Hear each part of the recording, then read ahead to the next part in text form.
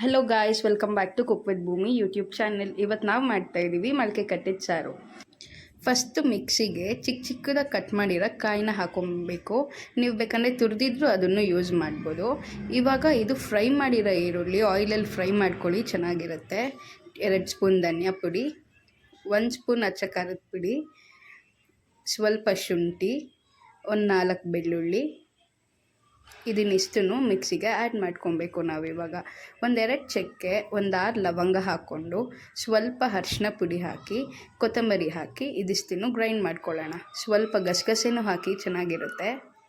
ನೋಡಿ, ಈ ಥರ ಗ್ರೈಂಡ್ ಆದಮೇಲೆ ಕುಕ್ಕರಿಗಾದ್ರೂ ಮಾಡ್ಬೋದು, ಇಲ್ಲ ಪ್ಯಾನಲ್ಲಾದ್ರೂ ಮಾಡ್ಬೋದು. ಸ್ವಲ್ಪ ಎಣ್ಣೆ ಹಾಕ್ಬಿಟ್ಟು ಚೂರು ಸಾಸಿವೆ ಹಾಕಿ, ಅದಕ್ಕೆ ಕರಿಬೇವಿನ ಸೊಪ್ಪು ಹಾಕಿಬಿಟ್ಟು ನಾವು ಗ್ರೈಂಡ್ ಮಾಡಿ ಇಟ್ಕೊಂಡಿದ್ದೀವಿ ಅಲ್ವಾ ಪೇಸ್ಟು, ಆ ಪೇಸ್ಟ್ನ ಇದಕ್ಕೆ ಆ್ಯಡ್ ಮಾಡಬೇಕು. ಇದು ನೀಟಾಗಿ ಕುದಿಯೋವಾಗ ನಾನೀಗ ಉಪ್ಪಿಲ್ಲೇ ಆ್ಯಡ್ ಮಾಡ್ಕೊತಾ ಇದ್ದೀನಿ.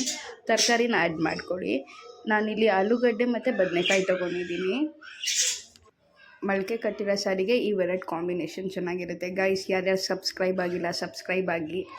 ಒಂದೇ ಒಂದು ಟೊಮ್ಯಾಟೊ ಹಾಕ್ಕೊಬೇಕು.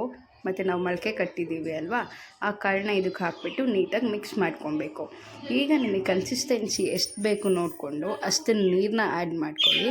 ನಾನಿಲ್ಲಿ ಕುಕ್ಕರಲ್ಲಿ ಮಾಡಿರೋದ್ರಿಂದ ಕುಕ್ಕರಲ್ಲಿ 2 ವಿಸಿಲ್ ಬರೋ ಥರ ಕೂಗಿಸ್ಕೊಂಡ್ರೆ ಮೊಳಕೆ ಕಟ್ಟಿದ ಸಾರು is ready. Guys, like, share, comment ಮಾಡಿ. Thank you.